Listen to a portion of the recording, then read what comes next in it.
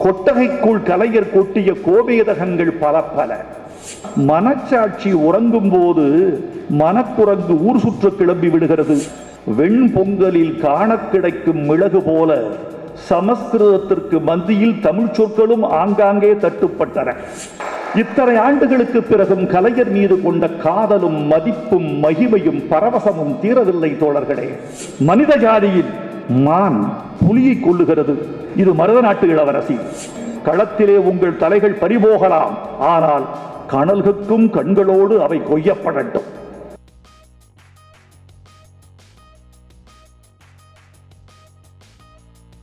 முத்தமிழறிஞர் என் தமிழ் ஆசான் கலைஞர் அவர்கள் குறித்து ஓர் ஆய்வுக் கட்டுரை கொண்டு வந்திருக்கிறேன். பொதுவாக ஒரு பாட்டு எழுதுவதற்கு 40 முதல் 80 நிமிடங்கள் போதும். எனக்கு சின்ன சின்ன ஆசை 90 நிமிடங்கள். அந்திமழை பொழிகிறது 1 மணி நேரம். கண்ணுக்கு மையழகு 3/4 மணி நேரம். 8 மனுஷ வாழ்வை பிரிச்சுக்க 8 நிமிடம். இதோ கலைஞரை பற்றி நான் எழுதியிருக்கிற இந்த கட்டுரை 80 நாட்கள். இத்தனை ஆண்டுகளுக்கு பிறகும் கலைஞர் மீது கொண்ட காதலும் மதிப்பும் மகிமையும் பரவசமும் தீரவில்லை தோழர்களே. திரையாண்ட கலைஞர் 1830 எட்வர்ட் மைபிரிட்ஸ் என்பார் அறிவியலை வளர்த்தெடுத்து அசைவுகளை படமாக்கினார். அதன் தொடர்ச்சியாக ஈஸ்ட்மன் என்பார் படச்சுருளை உருவாக்கினார். தாமஸ் ஆல்வா எடிசன் படக்கருவியை உண்டாக்கினார். இப்படி மூவர் கூடி பெற்ற குழந்தையாய் சினிமா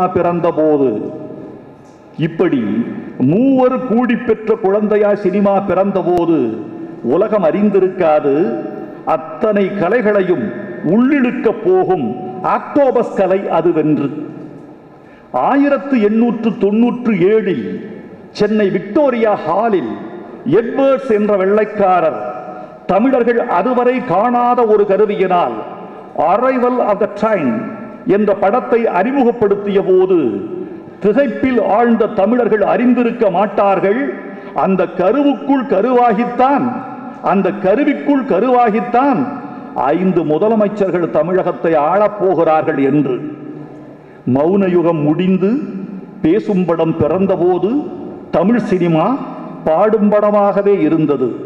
நடிகர்களே பாடகர்களாகவும் பாடகர்களே நடிகர்களாகவும் இயங்கி வந்த மேடை நாடகங்கள் திரைப்பட தேரேறிய போதும் பாடல்கள் என்ற பண்ட மூட்டைகளை விட்டெறியவோ குறைத்துக் கொள்ளவோ முடியவில்லை. பாடல்கள் பெரும்பாலும் சமஸ்கிருதம் கொண்டே சமைக்கப்பட்டன. வெண்பொங்கலில் காண கிடைக்கும் மிளகு போல சமஸ்கிருதத்திற்கு மத்தியில் தமிழ் சொற்களும் ஆங்காங்கே தட்டுப்பட்டன. வதனமே சந்திர பிம்பமோ வசந்த ருதுமண மோகனமே என் ஜீவப்பிரியே ஷியாமளே சாரசம் வசீகர கண்கள் என்றெல்லாம் இசைத்தன. வசனங்களிலோ பிராமண மொழியும் மணிப்பிரவாளமும் பின்னி பின்னி கொஞ்சி கூலாவின. 1940 வெளிவந்தது எல்லிஸ் ஆர் டங்கன் இயக்கிய சகுந்தரை. அதில் அரசன் துஷ்யந்தனும் தோழனும் பேசிக்கொள்கிறார்கள். துஷ்யந்தன் ஒரு பக்கம் ரிஷிகள் ஆజ్ఞை, இன்னொரு பக்கம் தாயாரின் ஆజ్ఞை. இரண்டும் முக்கியமான விஷயம். நேக்கு என்ன பண்றதுன்னு தெரியல. தோழன் நேக்கு ஒன்று தோன்றது, ஆசிரமத்துக்கும் மரணமனைக்கும் நடுவிலே உட்கார்ந்துருங்கோ. இப்படி சத்திரிய மொழியும் பிராமண மொழியாகவே பேசப்பட்டது. உள்ளடக்கமெல்லாம் இதிகாசம் புராணம், பேசும் மொழியெல்லாம் பெரும்பாலும் மணிப்பிரவாளம். இந்த நடையை உடைத்து ஒரு மாற்று மொழிக்கு தோற்றுவாய் செய்தவர் இளங்கோவன் என்ற செங்கல்பட்டு தணிகாச்சலம். நடைமாற்றம் செய்தவர் மட்டும்தான் இளங்கோவன். சமூகத்தையே மடைமாற்றம் செய்தவர்கள் அண்ணாவும் கலைஞரும். திரைத்துறையில் பழைய உள்ளடக்கங்களோடு பயணப்படுவது என்பது பிணத்திற்கு இரத்த தானம் செய்வது என்று புரிந்து கொண்டவர்கள் நிகழ்காலத்தின் மீது நெருப்பிட்டார்கள். பகுத்தறிவு மாட்சிக்கு, மூடநம்பிக்கை வீழ்ச்சிக்கு, இனமொழி மீட்சிக்கு, சுயமரியாதையின் ஆட்சிக்கு அவர்கள் திரைக்கலையை பயன்படுத்திய போது ஒரு கற்பூர மலையில் தீப்பந்தம் எரிந்தது போல் நாடே பற்றி எரிந்தது. திராவிடர் கழகம் உருவான 1944க்கும் திராவிட முன்னேற்ற கழகம் உருவான 1949க்கும் இடைப்பட்ட 5 ஆண்டுகளில் திரைத்துறையில் தன் அழுத்தமான சுவடுகளை பதிக்க தொடங்கி விடுகிறார் கலைஞர். முதற் படத்திற்கு வசனம் தீட்டும் போது அவரது வயது 23. திராவிடர் கழகம் அவர் கைகளில் ஒரு தீப்பிடித்த பேனாவை திணிக்கிறது. திராவிட முன்னேற்ற கழகத்தின் ஏறுமுகம் அந்த தீயின் மீது நெய்மழை பொழிகிறது. எரிகிறது, பற்றி எரிகிறது, மடமை எரிகிறது, மூடநம்பிக்கை எரிகிறது, வருணாசிரமம் எரிகிறது, சூழ்ச்சி எரிகிறது, ஆட்சி எரிகிறது, யுகக்குப்பை எரிகிறது, ஒடுக்கப்பட்டவர் மீது ஆண்டாண்டு காலம் செலுத்தப்பட்ட ஆதிக்கம் எரிகிறது, இடதுசாரி சிந்தனைகளால் அநியாயத்தின் அடிப்படை எரிகிறது, வற்றி கிடந்த வாழைத்தண்டு வனங்களிலும் லட்சியம் எரிகிறது. எரியாதவை எழுதிய காகிதமும் திரையிடப்பட்ட திரையும் மட்டும்தான். பாடல்களையே இசைத்தட்டுக்களாய் கேட்ட தமிழர்கள் வசனத்தை இசைத்தட்டுக்களில் கேட்கும் புதிய கலாச்சாரத்தை கலைஞர் தொடங்கி வைக்கிறார். பாடல்களை இசைத்தட்டுக்களாய் கேட்ட தமிழர்கள் வசனத்தை இசைத்தட்டுக்களாய் கேட்கும் புதிய கலாச்சாரத்தை கலைஞர் தொடங்கி வைக்கிறார். அவர் மேடையின் உரையாடலும் திரையின் கலையாடலும் ஒன்றுக்கொன்று உறவு கொண்டிருந்ததால் கலை வேறு கட்சி வேறு என்று ஆகாதபடி இரண்டையும் ஒன்றென்று கொண்டான் கழகத்தின் இளந்தொண்டன். அதுவரை நம்பி கிடந்த பொய் புனிதங்களையும் போலி நம்பிக்கைகளையும் திராவிட இயக்கத்தின் கலைத்தமிழ் குத்தி கிழித்து கூறு போட்ட பொழுது கபாலத்தில் இடி விழுந்தது போல் கலங்கியது பழவேலோகம். அந்த ஆசிரமத்திலே காதினிலே குண்டலமாட, கனத்த சரீரம் பாட, காட்சியபால் தொண்டையிலே ஓட, கண்கள் கதிகற்று கண்ணியரை நாட, கடவுள் அருளுக்கு வழிகாட்டப்பட்டதாம் என்று வேலைக்காரியில் போலிகளை அண்ணா அம்பலப்படுத்தியது அழகு தமிழில். கலைஞர் எழுதியதோ ஆவேச தமிழில். மந்திரித்து மண்டை வலி தீராதென்று நரம்பிலே ஊசி செலுத்தும் நவீன மருத்துவனை போல வெட்டொன்று துண்டுரென்று பட்டு தெரித்தது கலைஞர் வசனம். கோவிலிலே குழப்பம் விளைவித்தேன், கோவில் கூடாது என்பதற்காக அல்ல, கோவில் கொடியவரின் கூடாரமாய் இருக்கக்கூடாது என்பதற்காக. பூசாரியை தாக்கினேன், அவன் பக்தர் என்பதற்காக அல்ல, பக்தி பகல்வேஷமாகிவிட்டதை கண்டிப்பதற்காக என்று தீப்பிடித்த வார்த்தைகளும், அம்பாள் எந்த காலத்தில் பேசினாள் அறிவு கெட்டவனே என்ற அமில வாக்கியமும், இட்லி சுட்டு விற்பதுதானே தமிழ்நாட்டிலே தாலி அருந்தவர்களுக்கெல்லாம் தாசில் உத்தியோகம் என்ற கண்ணீர் சொல்லாடல்களும் நீதிமொழிகள் பேசப்பட்ட தமிழ்நாட்டில் வீதிமொழிகளாய் பேசப்பட்டன. 1962 வெளிவந்த ஆலயமணியில் கவியரசு கண்ணதாசன் ஓர் அழகிய பாடல் வெடித்திருப்பார். தூக்கம் உன் கண்களை தடுவட்டுமே, அமைதி உன் நெஞ்சில் நிலவட்டுமே, அந்த தூக்கமும் அமைதியும் நானானால் உன்னை தொடர்ந்திருப்பேன் என்றும் துணை இருப்பேன். ஆனால் இந்த பல்லவியின் உரிமையாளர் அவரல்ல. இளங்கோவனின் அம்பிகாபதி வசனத்திலிருந்து எடுத்து ஆளப்பட்ட வரிகள் இவை. இளங்கோவன் பெருங்கல்வி கற்றவர், ஆங்கிலம் அறிந்தவர். எம் கே தியாகராஜ பாகவதரும் எம்.ஆர். சந்தானலட்சுமியும் நடித்த அம்பிகாபதி 1937 வெளிவந்தது. பொன்மாடத்தில் இருக்கிறாள் அமராவதி, பூங்காவில் அம்பிகாபதி. அமராவதி விடைபெறுகிறாள், அங்கே அம்பிகாபதியின் தனிமொழி நிகழ்கிறது. தியாகராஜ அவர் பேசுவார், உன் கண்களை தூக்கம் தழுவட்டும், இருதயத்தில் சாந்தி இளைப்பாரட்டும், அந்த தூக்கமும் சாந்தியும் நானாக இருந்தால். தியாகராஜ பாகவதரது கவிதை கருத்தரித்த அந்த காதல் மொழியைத்தான் கண்ணதாசன் கையாண்டார். ஆனால் அது இளங்கோவனுக்கும் சொந்தமில்லை என்பது அந்த படத்தை இயக்கிய எல்லிசா டங்கனுக்கு மட்டும்தான் தெரியும். ரோமியோ அண்ட் ஜூலியட்டில் ஷேக்ஸ்பியரின் கவிதை துண்டு அது. Sleep, dwell upon thine eyes, peace in thy breast, would I wear sleep and peace, so sweet to rest என்று ரோமியோதான் அம்பிகாபதியில் தமிழ் பேசியிருக்கிறார். இவங்களுக்கு எல்லாம் இங்கிலீஷ் தெரியும். அறிஞர் அண்ணா ஆங்கிலத்திலும் கரை கண்டவர். ஆங்கில திரைப்படங்களில் தீராத காதல் உடையவர்.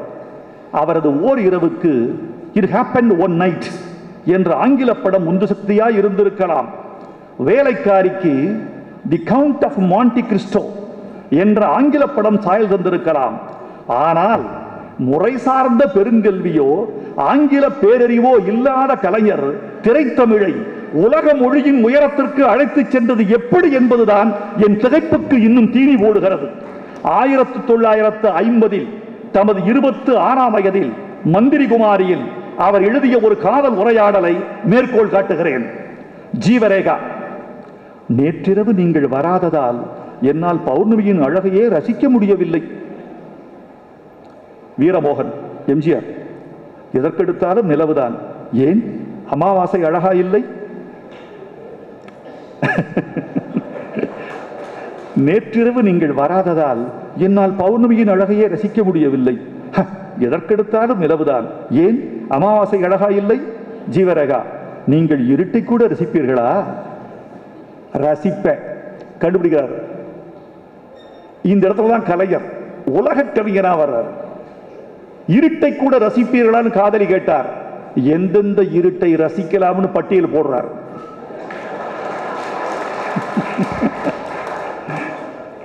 வீரமோகன்: ஆம், சித்திரத்தை அழகுபடுத்தும் நிழல் கோடு போல உன் கண்ணின் கடைக்கூட்டில் கனிதழின் ஓரத்தில் கண்ணத்து சரிவுகளில் ஒளிந்து கொண்டிருக்கும் இருளை நான் ரசிக்கிறேன் ஜீவா. சித்திரத்தை அழகுபடுத்தும் நிழல் கோடு போல உன் கண்ணின் கடைக்கோட்டில் கனிதழின் ஓரத்தில் கண்ணத்து சரிவுகளில் ஒளிந்து கொண்டிருக்கும் இருளை நான் ரசிக்கிறேன் ஜீவா. கவிதைகளை புறமுதுகிடச் செய்யும் வசனம் இது. யாம் பெற்ற இன்பம் பெருக இவ்வையகம் என்ற பெருநோக்கில் தாம் பெற்ற தமிழறிவை சமூகத்தோடு பகிர்ந்து கொண்டது அவரது புலமையின் பொது உடைமையாகும். எகிப்திய பேரழகி கிளியோபாட்ரா தமிழ்நாட்டு முத்துக்களை சாராயத்தில் போட்டு குடித்தாளாம். இது பராசக்தி. மிருக ஜாதியில் புலி மானை கொல்லுகிறது, மனித ஜாதியில் மான் புலியை கொல்லுகிறது. இது மருத நாட்டு இளவரசி. வேலின் கூர்மையை சோதித்த விரல்கள் வஞ்சகியின் விரலை அல்லவா ரசித்துக் கொண்டிருக்கின்றன. இது மனோகரா. மனச்சாட்சி உறங்கும் போது மனக்குரங்கு ஊர் சுற்று கிளம்பி விடுகிறது. இது பூம்புகார். அவள் அழகை வர்ணிக்க 1000 நாவு படுத்த ஆதிசேஷன் கூட கம்பனிடம் 1-2 கடன் வாங்க வேண்டும். இது புதுமை பித்தன். முஸ்லிம் பாதுஷா அக்பர் ஒரு ராஜபுத்திர ஜோதிபாயை மணந்து கொள்ளலாமா? அந்த ஜோதிபாயின் மகன் ஒரு நடன சுந்தரியை காதலிக்க கூடாதாம். இது ராஜாராணியில் அனார்கலி. கசாப்பு கடைக்கு பெயர் கருணை மகால், இதற்கு பெயர் அகதி முகாம். இது பராசக்தி. இப்படி கொட்டகைக்குள் கலைஞர் கொட்டிய கோபேதகங்கள் பல பல. இப்படி கொட்டகைக்குள் கலைஞர் கொட்டிய கோமேதகங்கள் பல பல. என் பார்வையில் திரைத்துறையில் கலைஞரின் தீராத சாதனை இதுதான். தமிழர் இருந்த பள்ளத்துக்கு தமிழை தாழ்த்தாமல் தமிழ் இருந்த உயரத்திற்கு தமிழரை உயர்த்தியதுதான். ஒரு குறிப்பிட்ட கால எல்லை வரை கலைத்துறை என்பது கழகத்தை வளர்க்கும் விஞ்ஞான மேடையாக பயன்படுத்தப்பட்டது. திராவிட முன்னேற்றக் கழகத்தில் தீவிரமாக இருந்த பொழுது கவிஞர் கண்ணதாசன் தான் எழுதிய ஒரு பாடலில் கழகத்தின் முன்னணி ஏடுகளை பட்டியலிட்டார். திராவிட இயக்கத்துக்கென்று 375 ஏடுகள் தோன்றி வளர்ந்ததாக இதழியல் குறிப்பு பேசுகிறது. இந்த 375லும் நீண்ட ஆயுளோடு நிலை பெற்றது முரசொலி மட்டும்தான். அண்ணாவின் திராவிட நாடு, நம் நாடு, நாவலர் நெடுஞ்செழியனின் மன்றம், கலைஞரின் முரசொலி, கண்ணதாசனின் தென்றல் போன்றவை திராவிட இயக்கங்களின் லட்சியம் பரப்பின. இந்த ஏடுகளையெல்லாம் தன் பாடலில் ஒரு சரணத்தில் நுழைத்தார் கண்ணதாசன். மன்றம் மலரும், முரசொலி கேட்கும், வளர்ந்திடும் நம் நாடு, இளம் தென்றல் தவழும், தீந்தமிழ் கேட்கும் திராவிட திருநாடு. இது சிவகங்கை சீமை. ஆனால் இதை ஒருபடி தாண்டார் கலைஞர். நீ ஏடுகளைத்தான தம்பி பட்டியல் போட்ட, என்னப்பா நான் ஒரு சரணத்துல முரசொலிய சொன்ன, மன்றம் சொன்ன, தென்றல் ஓம்பத்திரிக்கை தென்றல் சொல்லிக்கிட்ட, நான் பார் நான் என்ன செய்யறேன் பார். அவக்களம் சார்ந்து ஒரு கலைஞர் திரைத்துறைக்கு போறது சாதாரண விஷயம் இல்லை. அன்னைக்கு சேரன் செங்குட்டுவன் ஓரங்க நாடக வசனத்தில் கலைஞர் செய்த தொண்டு இயக்க தலைவர்களுக்கே கிரீடம் சூட்டியது. தமிழர்களின் வீரத்தை கடகவிசையர் பழித்தனர் என்பதை அறிந்த சேரன் செங்குட்டுவன் களங்காணு முன்னே வஞ்சினம் உரைக்கிறார். அதில் சாமர்த்தியமாக தலைவர்களின் தலைகளை நுழைக்கிறார் கலைஞர். சிங்க திருவிடமே உன்னை கண்டார்கள், ஈடற்ற புலவனே இளங்கோ, ஆசை தம்பி இளங்கோ, PS இளங்கோ, மாலைமணி நடத்தவர் PS இளங்கோ, ஈடற்ற புலவனே இளங்கோ. அந்த இளங்கோவுக்கும் பொருந்தும், இந்த இளங்கோவுக்கும் பொருந்தும். ஈடற்ற புலவனே இளங்கோ, ஆசை தம்பி. செங்குட்டுவனுக்கு ஆசை தம்பி இளங்கோ, இடம்பெரியார் ஆசை தம்பி கழக தலைவர் ஆசை தம்பி உண்டை கண்டார்கள். நீதிக்கு உயிர் தந்த பாண்டியனே, ஆரிய படை கடந்த நெடுஞ்செழியனே, உன்னை கறந்தார்கள். அரங்கின் அண்ணலே, உன்னை கண்டார்கள். செந்தமிழ் வழங்குரையா சிங்க ஏறுகளே, அறிஞரே அண்ணா, கவிஞரே பாவேந்தர், கலைவாணரே NS கிருஷ்ணன், உண்மையெல்லாம் இகழ்ந்தார்கள். புறப்படுங்கள், களத்திலே உங்கள் தலைகள் பறிபோகலாம், ஆனால் கனல்கக்கும் கண்களோடு அவை கொய்யப்படட்டும். இதுவரைக்கும் சரி. களத்திலே உங்கள் தலைகள் பறிபோகலாம். பறிபோன தலையில கோழைத்தனத்தை காட்டி கண்கள் இருக்கக்கூடாது. இறந்த பிறகும் பிணத்தின் கண்களில் அவன் குணம் தெரியும். இறப்பதற்கு முன்னால் கடைசி நிமிடங்களில் அவன் துடித்த நினைவலைகளின் ரேகைகளை நான் கண்டுபிடிப்பேன். உங்க தலைகள் கொய்யப்பட்டால் என்ன சொல்றாரு? பறிபோகலாம், கனல்கக்கும் கண்களோடு அவை கொய்யப்படட்டும். உங்கள் பிணத்தின் கண்களை திறந்து பார்த்தால் தீப்பொறி தெரிக்கட்டும். என்ன என்ன எழுச்சியா! 2ஆம் நூற்றாண்டு பாத்திரங்கள் மூலம் 20ஆம் நூற்றாண்டு இயக்க தலைவர்களுக்கு கரவொலி செய்தார்கள் அரங்கில் இருந்த ஆயிரம் தமிழர்கள். கலைஞரின் கலையும் அரசியலும் இருப்பு பாதையின் இணைகோடுகளாய் இயங்கின. படங்களில் நீதிமன்ற காட்சிகளை நிறைய புகுத்தினார். ஆனால் அவை வெறும் நீதிமன்றங்கள் அல்ல. தயாரிப்பாளர் செலவில் கலைஞர் தனக்கு அமைத்துக் கொண்ட சொற்பொழிவு மேடைகள். பெண் கொடுக்க மறுத்ததற்காக மாற்றான் படையெடுத்து வருகிறான். அவனை மணந்து கொள்ளுமாறு மருதநாட்டு இளவரசியிடம் மன்னவன் கெஞ்சுகிறான். மகளே, எனக்காக நீ இந்த தியாகம் கூடவா செய்யக்கூடாது? உடனே இளவரசி எதிர்வினை புரிகிறாள். தங்களுக்காக உயிரை தியாகம் செய்கிறேன். மானம் தியாகம் செய்யும் பொருள் அல்லவே தந்தையே. மொழியின் மானங்காக்க உடலுக்கு தீமூட்டி உயிரை தியாகம் செய்த தமிழர்களை உருவாக்கியதில் இந்த வசனங்களுக்கும் கணிசமான பங்குண்டு என்றே கருத தோன்றுகிறது. உலகமெங்கும் பரவி இருக்கும் தமிழ் நெஞ்சங்களே, உங்கள் பகுதிகளில் நடக்கும் நிகழ்வுகள், போராட்டங்கள், பிரச்சனைகள், அதிகாரிகளின் அலட்சியத்தால் புறக்கணிக்கப்பட்டுள்ள திட்டங்கள், லஞ்ச புகார்கள் மற்றும் சமூக அவலங்களை இந்த உலகிற்கு வெளிச்சம் போட்டு காட்ட விரும்புகிறீர்களா? உங்கள் செல்போன் மூலமோ அல்லது தங்களிடம் இருக்கும் கேமரா மூலமாகவோ பிரச்சனைகளை வீடியோவாக பதிவு செய்து எங்களுக்கு அனுப்புங்கள். உங்கள் பகுதி பிரச்சனைகளை உலகுக்கு வெளிச்சப்படுத்தி அப்பிரச்சனைகள் நீங்க வழி செய்வதுடன் உங்களுக்குரிய சன்மானத்தையும் வழங்குகிறோம்.